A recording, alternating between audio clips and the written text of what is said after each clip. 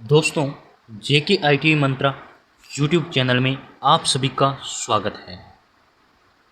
आज हम CBT exams के लिए नई एक सीरीज स्टार्ट कर रहे हैं, जिसमें आपको इलेक्ट्रिशियन सेकंड ईयर के लिए निमी द्वारा प्रोवाइड क्वेश्चंस मिलेंगे।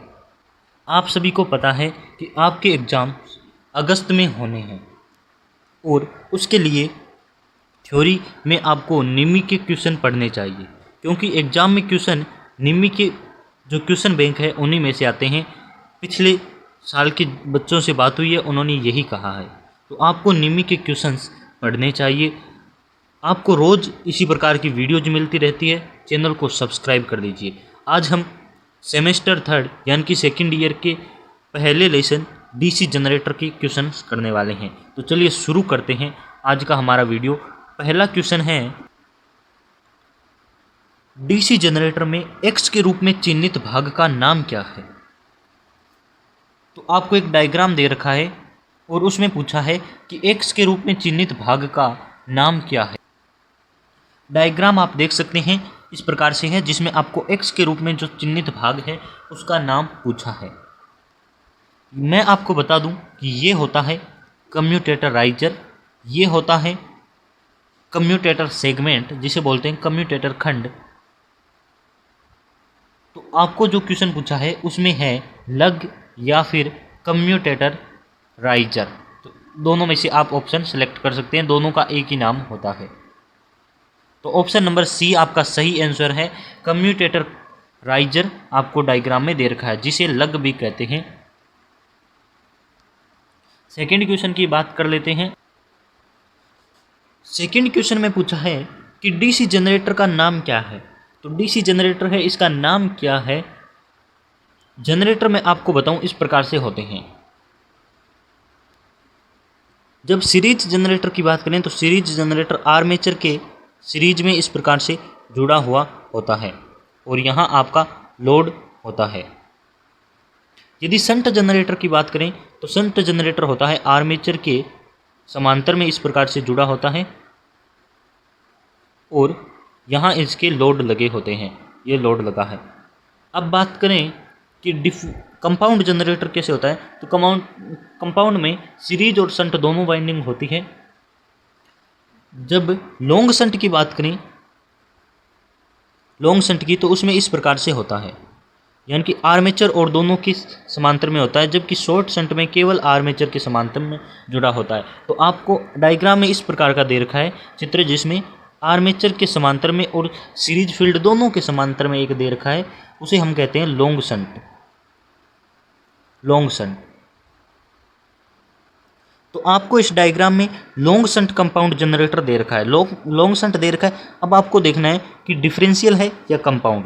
तो यदि कंपाउंड की बात करें तो इसमें दोनों के जो होते हैं फाई चुंबकीय फ्लक्स, उन दोनों की दिशा सेम होती है, परंतु डिफरेंशियल में दोनों के फ्लक्सों की संख्या यानी कि दिशा विपरीत होती है। तो इनमें तीर आप देख सकते हैं, ऊपर वाला इधर है, इसमें इधर है, यानी कि विपरीत दिशा यानी कि डिफरेंशियल होगा। तो ऑप्शन नंबर ए सही आंसर है, differential long shunt generator.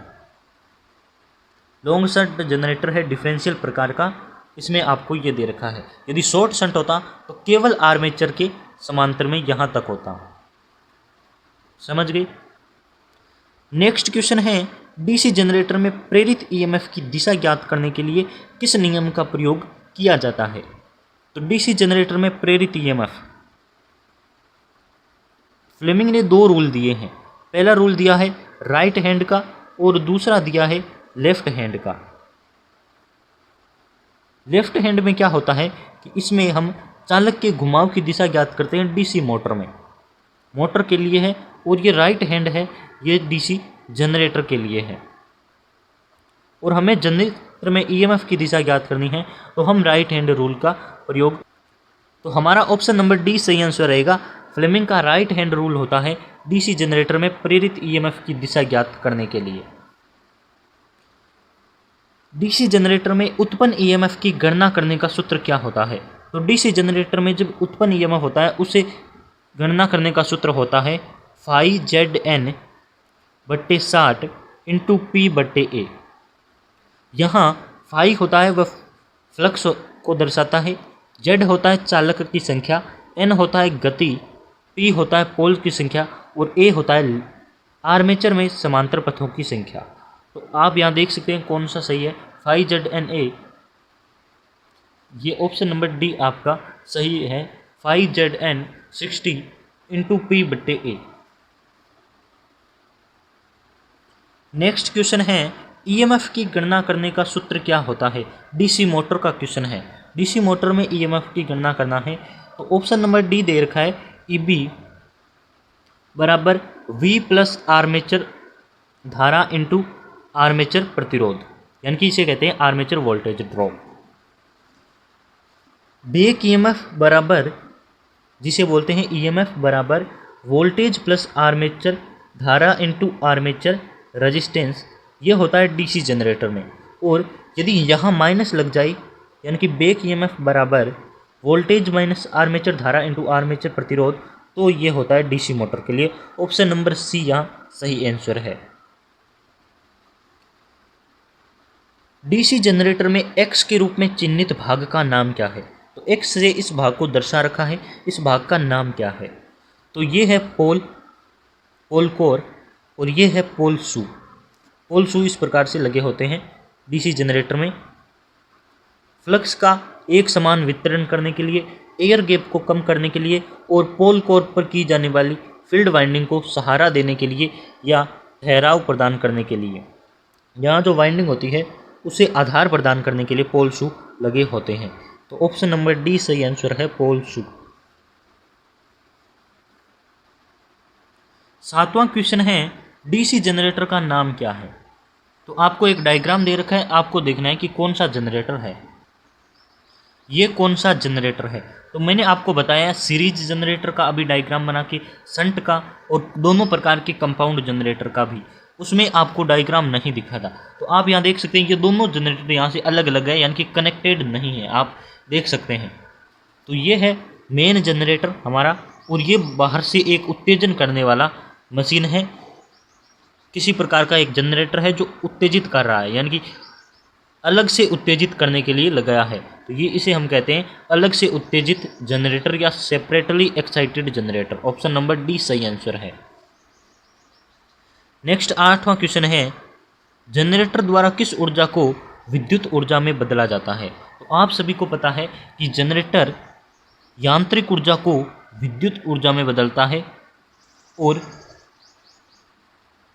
Generator होता है यांत्रिक ऊर्जा को विद्युत में बदलता है, जबकि विद्युत को यांत्रिक में बदलने का काम मोटर द्वारा किया जाता है। तो आप यहाँ देख सकते हैं ऑप्शन नंबर डी यहाँ सही आंसर है। डीसी जनरेटर फील्ड का नाम क्या है। तो फील्ड का नाम पूछा है, ये आपके पोल शू लगा हुआ है और उस पर वाइंडिंग, फील्ड वाइंडिंग की हुई है। फील्ड का नाम पूछा है, तो आप यहाँ देख सकते हैं इस प्रकार से है। इधर से आप बना नहीं रहा हूँ, इस प्रकार से आपको तीर देखने हैं, यानी कि एरो का निशान किस साइड है। ये पहली वाइंडिंग है और ये दूसरी वाइंडिंग है, यहाँ से आप देख सकते हैं। यदि ये वाला तीर और ये वाला, यानी कि दोनों वाइंडिंग की फ्लक्स की दिशा एक तरफ है तो क्यूमुलेटिव होता है, और यदि फ्लक्स की दिशा विपरीत है तो ये डिफरेंशियल होता है। इसके अकॉर्डिंग आप देख सकते हैं कि या तो क्यूमुलेटिव होगा या डिफरेंशियल। क्यूमुलेटिव में फ्लक्स की दिशा एक ही तरफ होती है, दोनों की समान दिशाएं होती है, जबकि डिफरेंशियल में विपरीत होती है। तो मुझे इस डायग्राम में विपरीत दिशाएं लग रही है, इसलिए मैं इसे differential compound generator option number C select कर रहा हूँ। एग्जाम में आपको जिस प्रकार से दिखे आप उसके अकॉर्डिंग डिफरेंशियल या कंपाउंड सेलेक्ट कर सकते हैं। डीसी जनरेटर का सिद्धांत क्या होता है। तो ये तो आप सभी को पता होगा कि डीसी जनरेटर किस सिद्धांत पर कार्य करता है। डीसी जनरेटर और एसी जनरेटर, जिसे हम अल्टरनेटर कहते हैं, दोनों का सिद्धांत, वर्किंग प्रिंसिपल एक ही होता है। तो आप याद कर सकते हैं, ये दोनों ही फैराडे के विद्युत चुंबकीय प्रेरण के सिद्धांत पर या प्रेरण के नियम पर आधारित होते हैं। फैराडे का विद्युत चुंबकीय प्रेरण का नियम यह कहता है कि किसी चालक को चुंबकीय क्षेत्र में यदि रखा जाता है तो उस चालक को घुमाने पर उसमें ईएमएफ प्रेरित हो जाता है, ईएमएफ इंड्यूस्ड हो जाता है। और उसी इंड्यूस्ड ईएमएफ की दिशा ज्ञात करने के लिए फ्लेमिंग ने अपना राइट हैंड रूल दिया। तो फ्लेमिंग का राइट हैंड रूल होता है वह ईएमएफ की दिशा ज्ञात करने के लिए, जबकि फैराडे का विद्युत चुम्बकीय प्रेरण ईएमएफ उत्पन्न करने के लिए डीसी जनरेटर में और अल्टरनेटर में प्रयोग किया जाता है। गतिशील रूप से प्रेरित ईएमएफ की दिशा ज्ञात करने का सूत्र, यानी कि गतिशील रूप से प्रेरित हुआ है ईएमएफ, उसके लिए सूत्र क्या होता है? तो इसके लिए सूत्र होता है BLV sine theta. BLV sine theta होता है। तो आप ऑप्शन देख सकते हैं BLV sine theta, option number C सही आंसर है।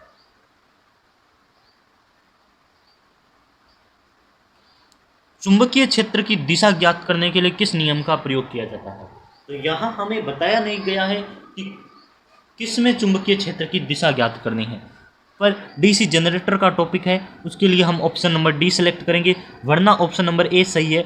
कोर्क स्क्रू नियम से चुंबकीय क्षेत्र की दिशा ज्ञात की जा सकती है, परंतु यहाँ की बात करें तो यहाँ हमारे डीसी जनरेटर का टॉपिक चल रहा है, इसलिए फ्लेमिंग का right hand rule option number D सही रहेगा।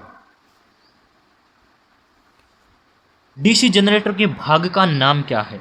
तो डीसी जनरेटर में आपको ये दे रखा है टर्मिनल बॉक्स। Terminal box